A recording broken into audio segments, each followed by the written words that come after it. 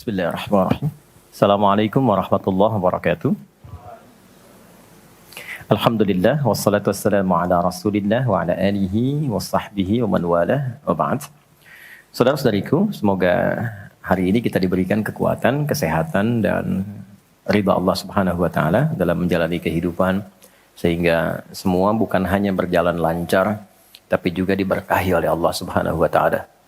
Ciri aktivitas yang berkah itu muaranya manfaat. Lisan bertutur beraktivitas. Bagaimana lisan yang disukai oleh Allah. Maka kata-katanya melahirkan manfaat. Kata-katanya keluar baik. Kaki melangkah bila berkah. Itu melangkah ke tempat yang baik. Demikian karya-karya pun. Anda boleh jadi desainer. Desainnya disukai Allah enggak? Jangan sampai mendesain sesuatu yang Allah enggak suka. Dunianya dapat. Tapi bekal akhiratnya tereduksi di dalamnya. Demikian pekerjaan yang Anda lakukan. Kalau bisa, konsepnya kan sangat ideal. Quran surah kedua ayat 201. Wa minhum may yaqulu rabbana atina fid dunya hasanah wa fil akhirati hasanah. Jadi mengejar akhirat itu konsepnya bukan meninggalkan dunia. Justru mengkreasikan dunia sehingga dia punya value akhirat. Kalau berniaga, silahkan sukses-suksesnya, sekaya-kayanya.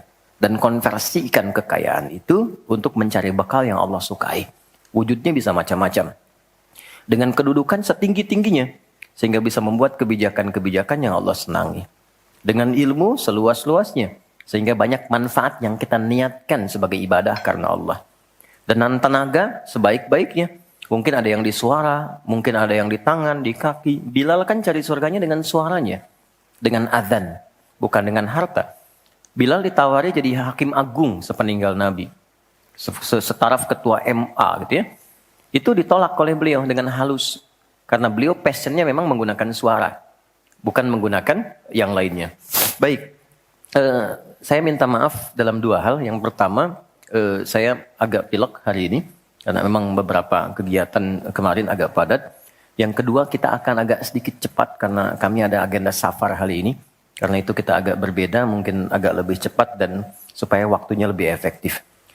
Seperti yang pernah kita sepakati bersama di bulan yang lalu, bahwa kajian kita akan terfokus pada pembahasan seputar sholat. Saya sudah buatkan kurikulumnya untuk sepanjang kajian ke depan, sehingga tahu apa yang mau dibahas, materinya sampai dengan waktunya. Mungkin nanti saya akan koordinasi dengan Mas Dimas atau dari musyawarah, kirimkan email.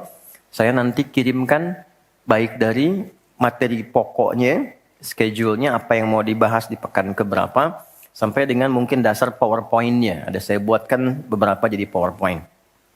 Baik, teman-teman sekalian, kenapa bahasan sholat menjadi penting? Ya, ini dulu.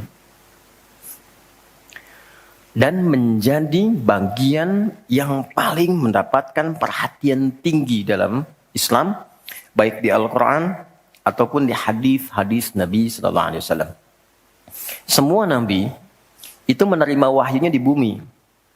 Rata-rata semua di bumi. Musa yang viral di Bukit Tur Sina, kan? Kemudian Isa alaihissalam di dekat pohon tin zaitun, wilayah Palestina. Demikian Nabi Daud dan seterusnya. Tapi untuk mendapatkan satu ibadah berupa salat khusus bagi Nabi Muhammad Sallallahu Alaihi Wasallam, tempatnya spesial. Inda sidratil muntaha, indaha jannatul ma'wa. Nerimanya langsung di dekat surga, di sidratil muntaha. Itu kan oleh-oleh yang Isra Mi'raj itu kan, mendapatkan sholat. Kalau Anda mau lacak referensinya, bisa ditemukan di hadis Muslim tentang peristiwa ini, yang akhirnya mendapatkan sholat. Subtopik yang nomor 1, kitab pertama, Kitabul Iman. Nomor 1. Subtopiknya nomor 74, Babul Isra bi Rasulillah sallallahu alaihi wasallam ila samawati wa fadlis salat. Pembahasan tentang Isra'nya Nabi sallallahu alaihi wasallam sampai di langit dan mendapatkan keutamaan salat. Hadisnya nomor 162. Riwayatnya Imam Muslim. Imam Muslim menerima dari Syaiban bin Zarukh. Syaiban bin Zarukh menerima dari Hamad bin Salamah. Hamad bin Salamah menerima dari Thabit al-Bunani. Thabit al-Bunani menerima dari Anas bin Malik radhiyallahu taala anhu. Beliau menerima dari Nabi sallallahu alaihi wasallam. lengkap, rinci, peristiwa singkatnya mendapatkan sholat. Dan sholat menjadi pokok penentu amalan lain. Jadi kalau benar sholatnya, benar hajinya. Benar sholatnya, benar zakatnya. Benar sholatnya, benar interaksi dengan Qur'annya. Dan benar sholatnya, itu pasti baik hisabnya. Maka turun hadis spesifik yang banyak dihafal oleh para ahli hadis, jadi pegangan hidup sampai akhirat. Inna awwala ma yuhasabu bihi al-'abdu yawmal qiyamati as-shalah. Amal pertama yang akan dihisab di hari kiamat adalah salatnya. Idza salahat salaha sa'iru amali. Kalau baik-baik semua amalnya, indikasinya dari salat. Wa idza fasadat fasada sa'iru amali. Kalau salatnya enggak bagus, pasti ada pengaruh ke amalan lain. Dan itu sangat menentukan. Baik. Kenapa salat? Ada apa di balik salat? Dan bagaimana cara salat yang benar yang melahirkan perubahan pada kehidupan? Itu yang coba kita turunkan. Sampai-sampai di bulan Ramadan pun ibadah pokoknya sholat. Ya kan? Ibadah pokoknya sholat lah. Sampai Nabi mengatakan, Man qama Ramadana imanan wahtisaban, ghufira lahu ma taqaddama min dhanbi. Spesial untuk Ramadan, orang yang sholatnya benar, khusus di Ramadan, di malam harinya, yang kita kenal dengan tarawih, kalau benar sholatnya, dan ada getaran pada jiwanya, lalu dia berdoa spesifik, maka yang pertama Allah berikan mengampuni semua dosa yang pernah ia kerjakan selama hidupnya. Nah itu nggak main-main. Artinya merubah dia menjadi lebih baik. Itu salat. Karena itu kenapa ada tambahan di Ramadan spesifik untuk meningkatkan salat tarawih. Berarti ada sesuatu yang sangat penting. Yuk kita mulai. Pertama kita akan bahas dari segi nama. Dan kedua, kita akan bahas dari segi fungsi atau hikmah atau manfaat. Baru kemudian yang ketiga kita masuk kepada persoalan teknis penunaiannya. Baik bacaan, cara, makna. Kita belajar dari mulai menunaikan, bacaannya apa, maksud dari itu apa. Ya. Baik, kita mulai cepat. Salat. Apa itu salat? Doa. Apalagi? Kenapa doa disebut salat? Kenapa nggak disebut doa aja? Apa itu salat? Doa. Apa itu doa? Salat. Oke, yuk kita urutkan dari segi katanya dulu. As-salah, kurang lebih begini. Nanti ada versinya, ada yang pakai waw, itu ujungnya nanti kembali ke alif. Ini ya. Teman-teman, salat itu seakar dengan kata silah. Silatun. Seakar verbnya, kata kerjanya dengan kata wassala. Wusul. Silah dalam bahasa Arab artinya sesuatu yang terhubung kuat. Sehingga dengan erat dan kuatnya ini sulit dilepaskan. Pernah dengar silaturahmi? Ya kan? Kenapa disebut dengan silaturahmi? Karena ada hubungan perhatian kasih yang dalam, sehingga dimanapun dia masih tersambung untuk memperhatikan. Jadi silaturahmi itu bukan begini, bukan Anda kumpul, menyapa di teman yang hadir. Itu bukan silaturahim. Anda menyapa orangnya ada, wajar, orangnya masih ada. Tapi ketika Anda pulang, Anda mendoakan, dan support pada kebaikan, itulah silah namanya. Nah, hubungan yang melatih kita supaya terus terhubung dengan Allah, sehingga tak terpisahkan pengawasan Allah kepada kita, perlindungan Allah kepada kita, pemberian Allah kepada kita di setiap waktu dan tempat dimanapun, itu dinamakan dengan sholat namanya. Karena itu, ciri keberhasilan orang yang sholat, yang pertama kali dapatkan, adanya konektivitas dengan Allah. Sampai dia koneksinya ke Allah. Karena itu disebut wusul. Kenapa secara fikih dinamakan dengan doa? Karena saat berdoa kan terkoneksi dengan Allah. Ya kan? Nah, doa yang terkoneksi secara formal kepada Allah itu disebut dengan sholat. Quran surah keempat. Dalilnya An-Nisa ayat 103. Quran surah 4 ayat 103. Paling kanan agak sedikit ke atas tuh di mushaf standar. Fa'idza qadaitumus salata. Maka jika Anda telah tuntas mengerjakan salat, fadhkurullaha. Maka cirinya dia akan cepat terkoneksi kepada Allah. Itu pengertian hikmahnya. Kalau pengertian fikihnya, habis salat cepat zikir. Zikir itu artinya terkoneksi, nyambung. Kenapa setelah sholat ada zikir lagi yang menyambungkan? Karena ada orang yang sejak saat sholat belum nyambung dengan Allah. Itulah sebabnya nanti kita akan belajar. Masih merasakan nggak? Pernah nggak begini? Sebelum sholat mau fokus nih. Tapi begitu takbir, Allahu Akbar. Yang akbar di lisan Allah. Tapi yang akbar di pikiran, project. Ya, status belum diupdate. Nyimpan sendal di mana? Jemuran belum diangkat. Ya kan? Ya, pernah nggak suasana itu hadir? Nah kan? Nanti kita akan belajar. Nah, kalau akumulasi semua ingatan itu mengganggu khusyuk kita sehingga kadar khusyuknya kecil dan belum terkoneksi dengan Allah setelah sholat, maka coba zikir sampai nyambung. Idealnya ketika sholat selesai, itu punya konektivitas dengan Allah, nyambung. Ingat Allah. Qiyaman. Baru dia berdiri jalan sudah ingat Allah. Makanya kalau ada orang keluar dari masjid dan dia nyambung dengan Allah, itu mustahil tertukar sendal. Oke? Karena saat dia pakai, dia merasa diawasi Allah. Ya Allah salah, bukan punya saya. Yang saya yang itu rupanya dia pakai, padahal dia ke masjid nggak pakai sendal. Ini memang ada yang salah dengan sholatnya. Oke? Balik ke sini. Maka kalau dia berjalan jalannya baik, kalau dia duduk bekerjanya baik, gak mungkin maksiat. Gak mungkin menyentuh yang salah. Karena saat dia menyentuh, dia merasa dilihat Allah. Itu yang disebut dengan ihsan namanya. Di orang yang punya koneksi dengan Allahnya kuat, itu akan mudah menjalani kehidupan. Anda punya koneksi dengan teman-teman yang punya kedudukan tertentu. Aksesnya mudah kan? Anda punya koneksi dengan Allah, apa yang sulit bagi Allah? Masalah dikecilin. Bukan gak dapat masalah. Masalahnya sama, bagi orang lain besar, bagi si fulan kok ringan. Karena sebelum mendapatinya, akses dia ke Allah tinggi, Allah ringankan untuk diterima di hatinya. Dilapangkan hatinya sebelum menerima persoalannya. Jadi ketika menerima persoalan, dia tinggal senyum aja. Selesai. Macet, yang lain gelisah. Alhamdulillah macet. Bisa hafalan dulu, bisa baca dulu, bisa mengerjakan yang lain dulu. Ini semua dibaca dengan nyaman karena konektivitas yang tinggi dengan Tuhan.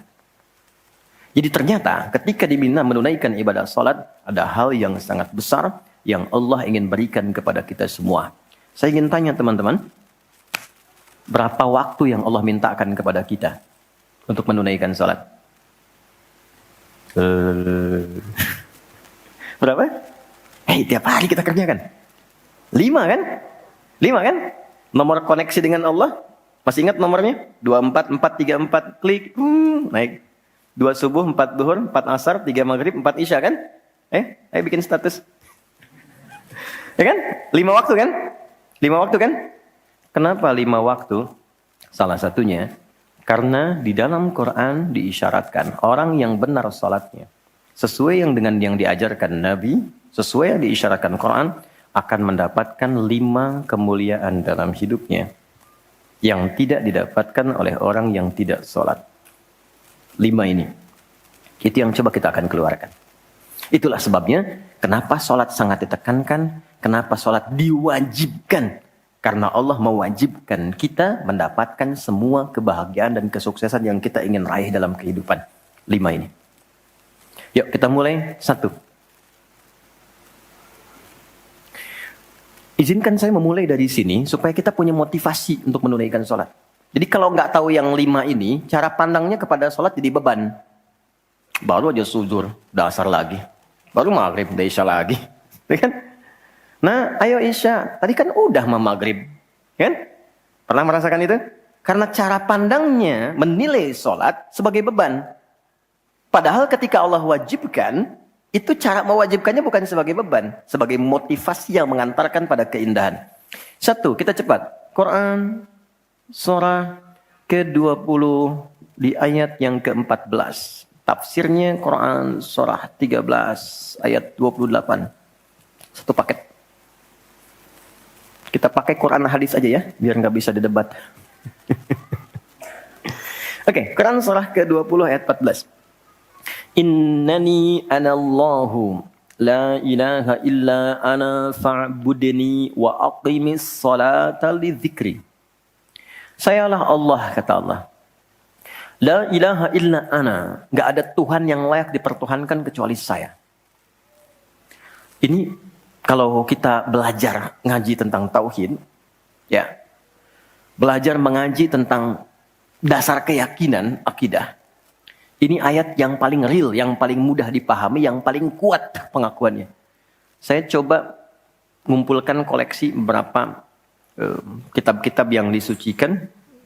Saya kumpulkan. Nggak ada satupun kecuali di Quran yang tegas mengatakan, Tuhannya langsung mengatakan. Tidak mewakili perwakilan. Sayalah Allah. Satu-satunya yang dipertuhankan, sembah saya. Coba di Quran. Kita simpan ini dalam bab tauhid. Sekarang kita teruskan. Bagaimana cara menyembahmu ya Allah? Fa'budni wa aqimis sholata lidzikri. Tunaikan sholat. Ya, sebagai pembuktian penyembahan kepadaku. Lidzikri. Untuk mengoneksikan dirimu denganku. Satu, sholat adalah pembuktian sebagai hamba. Pembuktian iman. Pelan-pelan. Yang pertama, teman-teman sekalian, ketika Allah menerangkan fungsi sholat yang pertama untuk membangun konektivitas yang kuat dengan Allah, itu ternyata dasarnya bukan materi, bukan kedudukan, tapi penghambaan. Supaya engkau membuktikan diri engkau itu hambaku, sembahku, lewat sholat. Jadi kalau ada orang yang mengatakan, Tuhanmu siapa? Allah, tapi dia nggak mau sholat, itu kata Nabi belum sempurna kebertuhanannya kepada Allah. Ya, al-farqu bainal mu'min wal kafir tarku sholat, kata Nabi. Perbedaan orang yang mengaku beriman dengan yang belum beriman dilihat dari sholatnya. Jadi kalau dia sudah menunaikan sholat, itu pembuktian keimanannya kepada Allah, kebertuhanannya. Jadi kalau ada orang mengaku muslim, dia belum menunaikan sholat, maka dipertanyakan keimanannya. Karena itulah kemudian kata sholat disebut juga di Al-Quran dengan kata iman. Buka Quran surah kedua, ayat 143. Lihat di pertengahan. Wa ma kana Allahu liyudhi'a imanakum. Jika ada hamba siapapun menunaikan sholat, aku nggak akan sia-siakan sholat yang dilakukan dengan imannya itu. Maksudnya apa? Akan dibalas, diberikan perhatian sesuai dengan kadar sholatnya. Disebut dengan iman. Dan yang paling dahsyat, ketika seseorang sholat menghamba, kan gerakannya ruku, sujud, menghamba kan? Maka naik statusnya dari sekedar manusia biasa menjadi abdun. Teman-teman, ini rahasia besarnya. Perintahnya, fa'budni, yang kita baca, iyyaka na'budu, asal katanya dari kata abada, orangnya abdun, jamannya ibad. Dan tidak pernah disebutkan dalam Quran kata abdun, kecuali untuk mengangkat derajat hamba di hadapan Allah. Contoh. Nabi Muhammad ketika peristiwa Isra dan Mi'raj dipanggilnya dengan nama apa? Quran surah 17 ayat 1. Subhanalladzi asra bi'abdihi. Tidak disebut nabi, tidak disebut rasul, tapi abdun. Nabi Sulaiman ketika diberikan kekuasaan besar, punya kedudukan yang hebat sampai menundukkan awan, ya. Sebelum Songgohan punya awan Kinton, Nabi Sulaiman sudah punya duluan. Susuka Yatanabe tahun 96 kan, bikin komiknya. Saya nggak terlalu baca itu atau tonton, tapi saya tahu. Itu awan ditundukkan, angin bolak-balik. Ketika mendapatkan kedudukan itu, sifat yang disebutkan abdun, bukan nabi, bukan rasul. Quran surah 38 ayat 30. Wa wahabna li Dawuda Sulaiman ni'mal abdu. Oke. Nabi Zakaria alaihissalam ketika akan diangkat statusnya dari suami menjadi ayah dan sudah berharap tinggi, dikabulkan naik status, diberikan anugerah, disebutnya dengan abdun. Quran surah 19 di ayat yang kedua. dzikra rahmati rabbika abdahu Zakaria. Nabi Nuh diangkat status memimpin kelompok generasi manusia setelah Nabi Adam. Naik ke kapal, jadi pemimpin besar. Begitu diangkat, yang disebut statusnya abdun. Quran surah 17 ayat 3. Innahu kana abdan syakura. Kenapa disebutkan abdun? Abdun itu sifat penghambaan.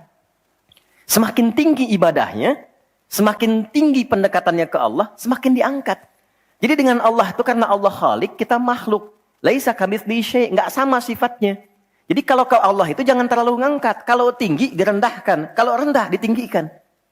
Karena itu kenapa saat sholat kita merendah supaya ditinggikan. Itu poinnya.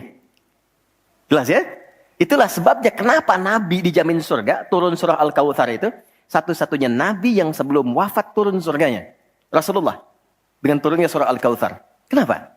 Salah satunya karena ibadahnya. Coba lihat. Kesaksian Sayyidah Aisyah itu di Al-Bukhari nomor hadis 1147. Kedatangan tabi'in namanya Abu Salamah bin Abdurrahman. Tanya bagaimana sholat malamnya Nabi. Kata Sayyidah Aisyah. Jangan ditanya panjang dan khusyuknya. Panjang dan bagusnya. Beliau memang sholatnya 4 rakaat di awal. Tapi jangan tanya panjang dan bagusnya. Beberapa sahabat dulu pernah pengen tahu, penasaran. Diikuti sholat di belakang Nabi. Ternyata rakaat pertamanya. Dikira Al-Baqarah 100 ayat. Akan ruku. Ternyata disambungkan ke 286 ayat sampai selesai. Dikira setelah selesai akan ruku. Ternyata Alif Lam Mim lagi. Ali Imran sampai selesai. 200 ayat. Dikira ternyata setelah la'alakum tuflihun 200 ayat Ali Imran akan ruku. Nyambung An-Nisa 176 ayat. Baru kemudian ruku setelah 5 juz 4 halaman. Ruku. Besoknya orang-orang ini gak ikutan lagi. Udah. Lain memang levelnya. Salam. Tersentuh kaki Nabi itu dengan tangan Sayyidah Aisyah. Ini menunjukkan sederhana kehidupannya. Bayangkan kan, suami sholat, istri tidur, nyentuh bagian kaki. Kira-kira tidurnya, alasnya di mana tuh? Nabi besar loh, ahli surga, hebat, pemimpin besar. Kehidupan demikian. Tapi kalau sedang beramal, kaya. Sodakoh, kaya. Sholat, kaya. Kakinya bengkak. Kata Sayyidah Aisyah, kenapa begini ya Rasulullah? Alam takun madmunah, alam takun ma'sumah. Engkau kan dijamin surga, surahnya sudah turun. Engkau dijaga dari kesalahan maksum. Jawabannya ringan sekali. Afala akunu abdan syakura, abdun. Apa enggak boleh aku menjadi hamba yang bersyukur? Ternyata syukur itu kalau dulu para nabi itu pakai ibadah. Jadi kalau dapat nikmat nih teman-teman, ini rahasia hari ini ya. Di antara kita saja ya. Karena saya nggak bagi di yang lain nih, cuma di sini nih. Ya. Para nabi itu, kalau mereka dapat nikmat apapun, itu yang dilakukan syukur. Dan syukurnya lewat ibadah. Contoh, biasa kan suka hadir ulang tahun ya. Masuk ulang tahun kesekian. Nabi tiba-tiba hari Senin puasa. Ditanya oleh sahabat, ya Rasulullah kenapa puasa? Kata Nabi, ini hari lahirku. Jadi mensyukuri nikmat kelahiran dari waktu yang telah berjalan, itu pakai ibadah. Begitu dapat anugerah surga, turun Al-Kautsar, malah diminta ibadah oleh Allah. Inna a'tainakal. Setelah itu apa? Fasolli li rabbika. Tingkatkan sholat, tambahkan amal lewat harta. Jadi jaminan surga itu bukan menghentikan amal soleh. Anda sukses dengan pekerjaan, bukan berarti menjadikan hubungan Anda terputus dengan Allah. Yang paling aneh kan Allah udah ngasih rezeki banyak, kok dipakai maksiat hasilnya? Allah kasih Anda minta, Allah kasih. Tapi begitu dikasih, kenapa dipakai untuk mabuk? Kenapa dipakai untuk maksiat? Kenapa dipakai untuk membeli sesuatu yang Allah nggak sukai? Kan ada perjuangan mendapatkan itu. Makanya dibalik caranya. Ketika Anda menghamba, menunduk, Allah mengangkat. Tapi kalau Anda mengangkat, Allah turunkan serendah-rendahnya. Ini rumus pertama. Jadi ternyata ketika kita diminta menghamba dalam sholat, itu adalah jembatan pertama bagi Allah untuk mengangkat kita dengan derajat tertinggi. Paham? Oke, satu. Jadi kalau ke anak-anak begini kalau tanya, Mah kenapa sih harus sholat?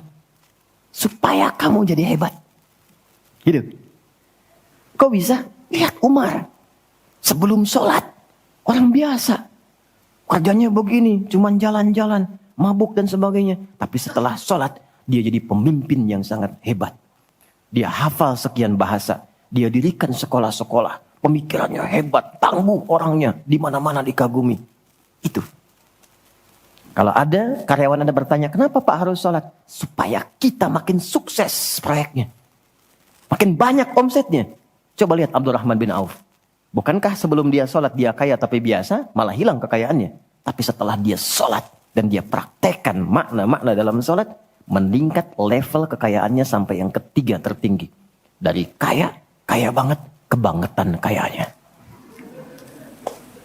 Tuh, kapaknya terbuat dari emas kan? Abdurrahman bin Auf. Itu setelah sholat. Itu viral sekali kisahnya. Ya, jadi ini bagian pertama. Jadi ketika ada panggilan hayya 'alas shalah, atas jak Allahu Akbar, rasakan panggilan itu ingin mengangkat derajat kita. Jadi kalau panggilan sholat itu dipahami sebagai hanya tuntutan ibadah, nanti jadi beban. Allahu Akbar, masih ngantuk ya Allah. Tapi ketika Anda sudah merencanakan, kan malamnya kita bikin kurikulum, kan kegiatan kita tuh nyambung.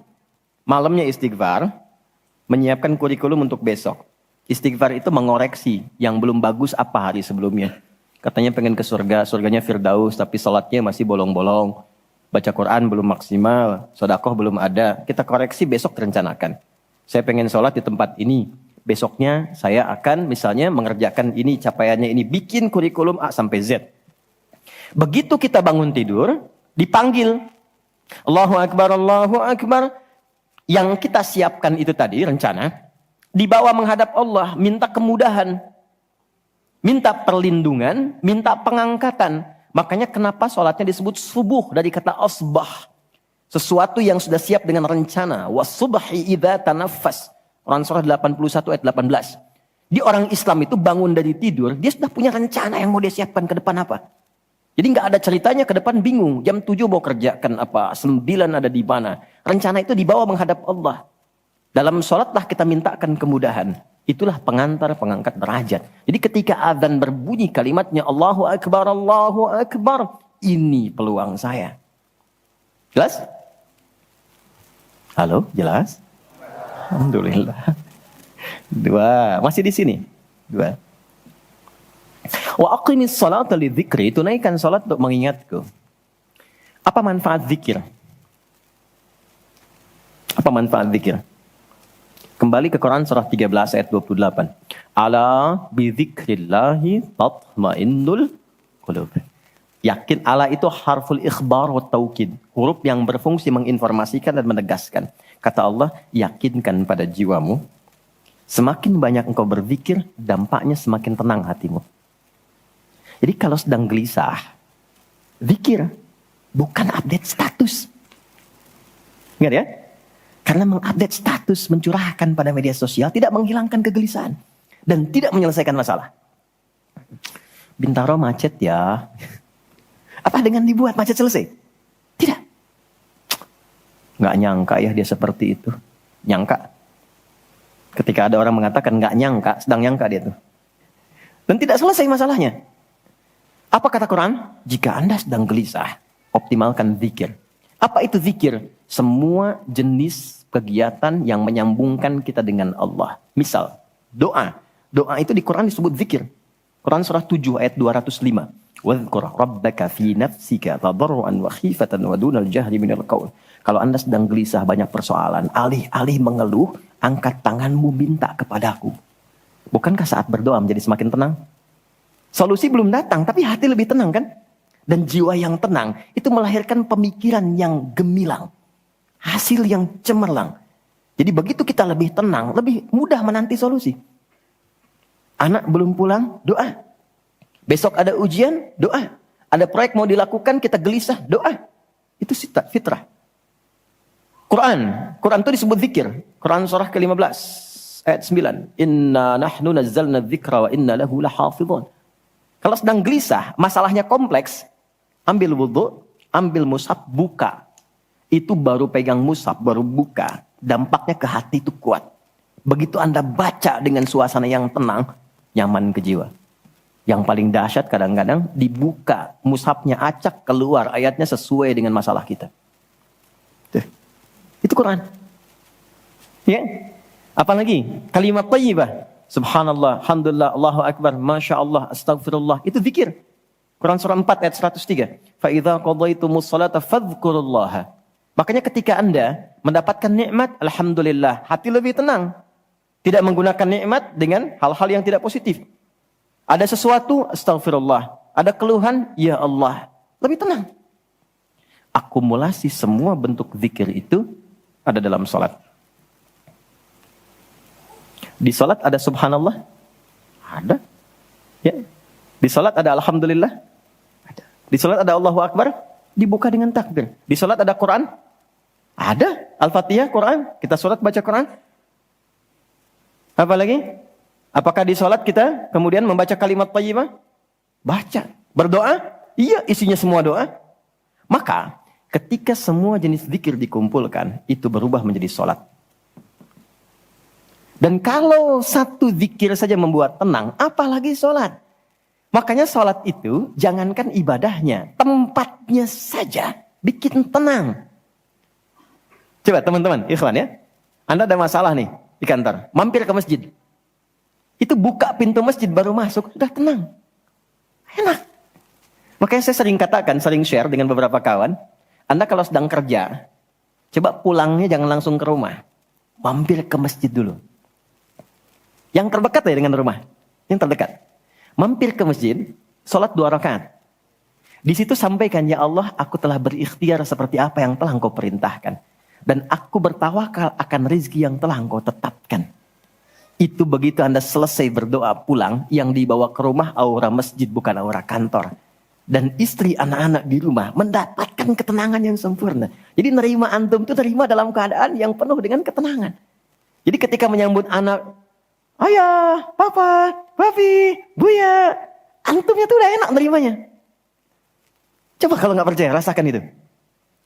Ke masjid tuh beda. Dibanding rumah sendiri, rumah Allah lebih tenang kan? Itu baru tempatnya. Dan puncaknya Ka'bah. Yang menjadi kiblat. Itu ada di Quran, surah kedua, ayat 125. Wa idh ja'alnal baita mathabatan linnasi wa amna. Dan pelajari, pahami, renungi. Ketika aku tetapkan dengan keagunganku, Ka'bah pusat ibadah yang menenangkan. Sebanyak apapun Anda punya kesulitan, depan Ka'bah itu ngalir air mata, tenang aja. Gitu. Pancarannya masjid. Ya. Masya Allah ya. Nah, amalannya sholat. Jadi ambil suasana itu, bawa ke dalam diri kita untuk menghasilkan apa yang kita harapkan. Yang kedua, di intinya kalau sedang tidak tenang, gelisah, ada persoalan, atau bahkan ya, untuk menentukan satu urusan. Kalau Anda bingung, merasa ada saingan yang tidak sehat, merasa ada orang-orang yang mungkin mengganggu, lakukan sholat sebelum berangkat.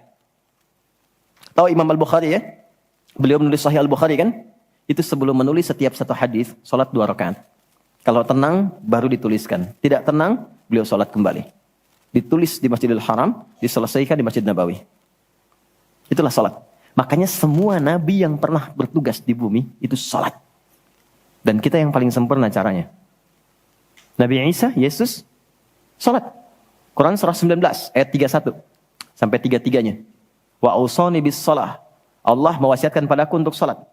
Nabi Zakaria, sholat. Quran surah ketiga, ayat 39. Fanadatul malaikatu wa huwa qa'imun yusalli fil mihrab. Salat. Nabi Ismail, kakek Nabi ke-29, bahkan meminta keluarganya disiplin salat. Quran surah 19, Maryam ayat 55. Wa kana ya'muru ahlahu bis shalah. Jadi kalau kita urutkan dari awal sampai ke Nabi Muhammad sallallahu alaihi wasallam, atau kita tarik mundur dari Nabi Muhammad ke Nabi Adam alaihissalam, tidak ada satupun nabi yang bertugas di bumi kecuali mereka salat.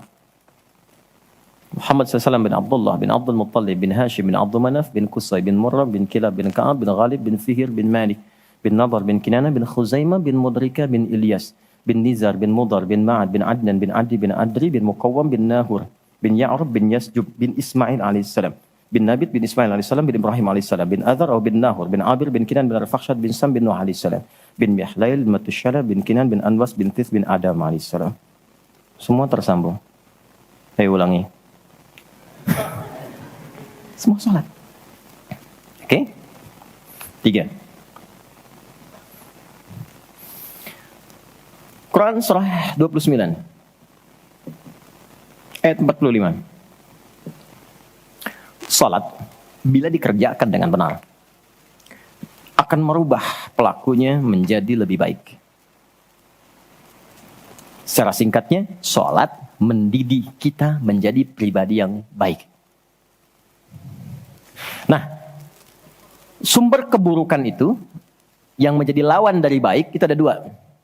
Jadi kalau ada orang yang tidak baik, anak yang kurang baik, ayah yang kurang baik, ibu yang kurang baik, itu artinya ada satu dari 2 ini yang melekat pada dirinya. 1 disebut dengan fahsya.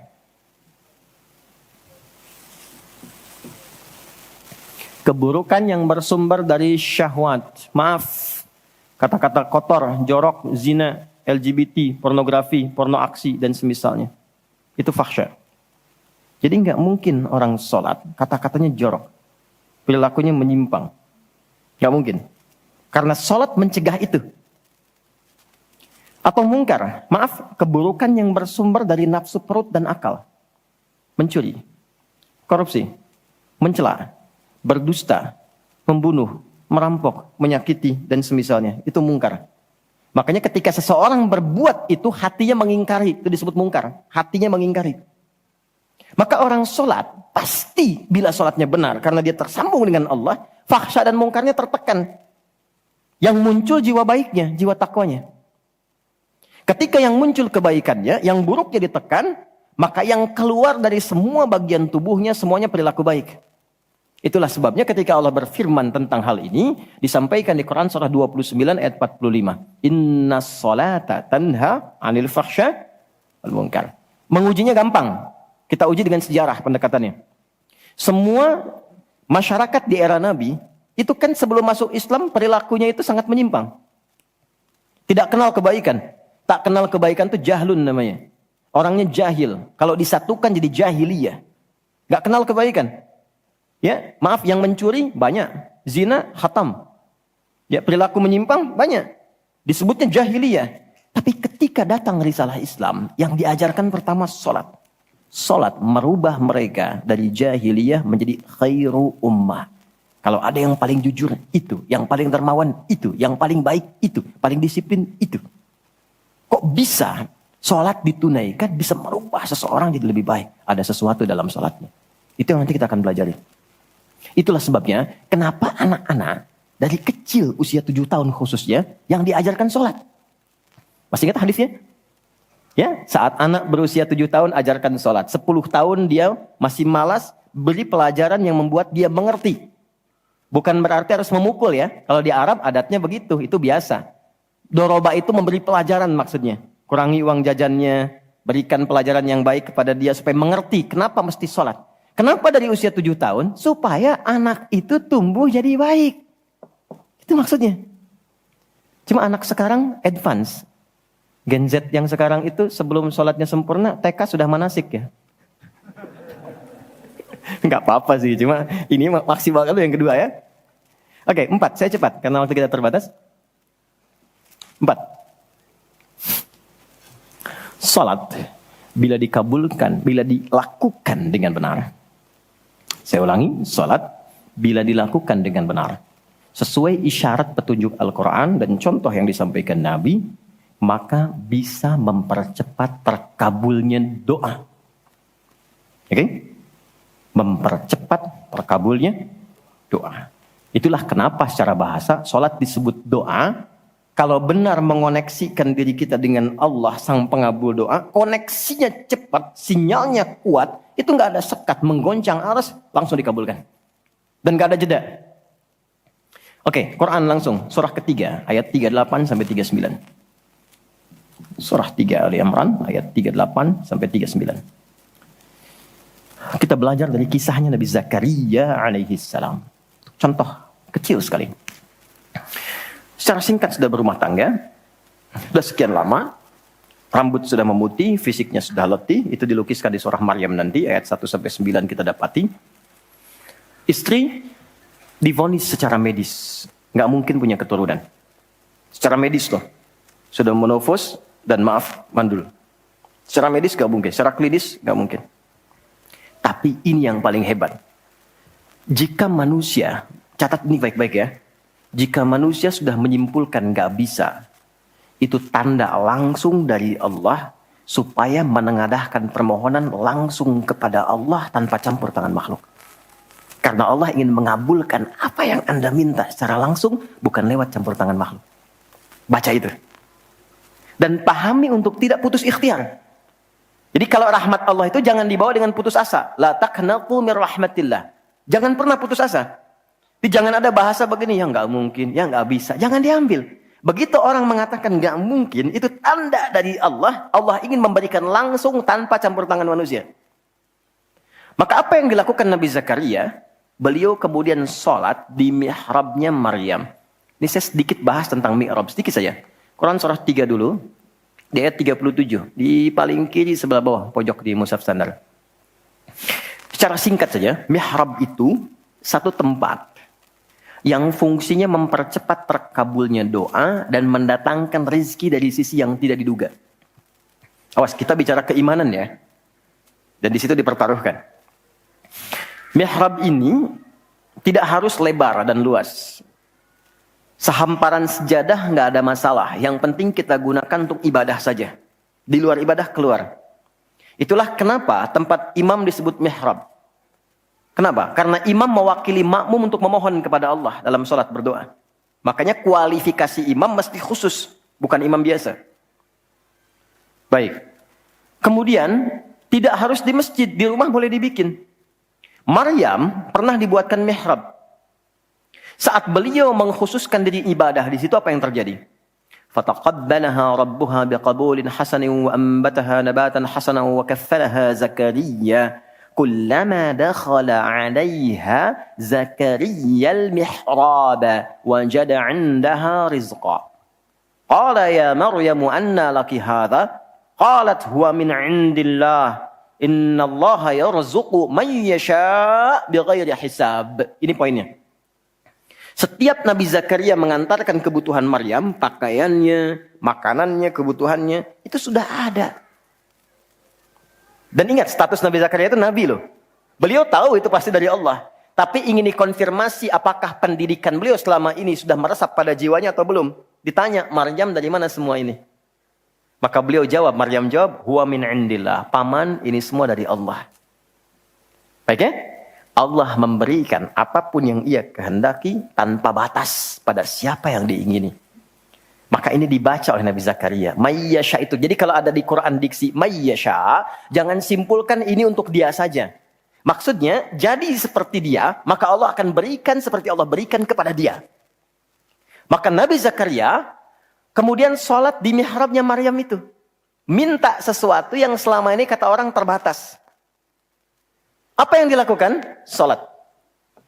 Dalam sholatnya minta. Perhatikan cara mintanya. Satu, menyebut nama Allah sesuai kebutuhan. Jadi Allah bentangkan semua nama terkait semua kebutuhan kita. Anda butuh rizki, sebut ya Razak. Anda butuh ilmu, sebut ya Alim. Ya kan? Anda butuh ketahanan mental diri, sebut ya Sabar. Itu 99 tersebar. Itu rumusnya di Quran surah ke-17 ayat 110. Quran surah 17 Al-Isra ayat 110. Qul id'ullaha awid'ur rahman ayyamma tad'u falahul asma'ul husna. Kalau Anda punya persoalan, segera curhatkan kepada Allah, minta, berdoa. Sebut ya Allah yang standar atau ya Rahman naik sedikit atau pilih nama yang sesuai kebutuhan kita. Jadi nggak harus semua disebut. Takutnya nggak butuh dikasih. Ya Allah ya Sabar, nggak pengen punya masalah, turun masalah kan? Nah, Nabi Zakaria divonis ada keterbatasan, nggak mungkin diberi. Maka beliau meminta dengan nama Allah yang memberi tanpa batas. Dalam bahasa Arab disebut dengan Wahhab, pemberi tanpa batas. Kalau dialihkan jadi bentuk permintaan, fi'lil amri lit talab. Bukan perintah di sini tapi untuk meminta. Maka rubah kalimatnya jadi hab. Kalau untuk pribadi, habli. Untuk komunal banyakan hablana. Karena ini kasusnya pribadi, maka di ayat 38 beliau meminta, hunalika di mihrabnya Maryam, da'a Zakaria rabbah. Berdoalah Nabi Zakaria kepada Allah Rabbnya. Perhatikan, qala rabbi habli min ladunka dzurriyyatan thayyibah innaka sami'ud du'a. Ini fikih doa yang penting dipelajari. Ya Allah, ini kalau terjemah bebasnya begini. Mereka mengatakan, aku nggak mungkin punya keturunan. Maka aku memohon darimu saja yang tidak punya batas dalam pemberian. Mereka katakan aku nggak mungkin.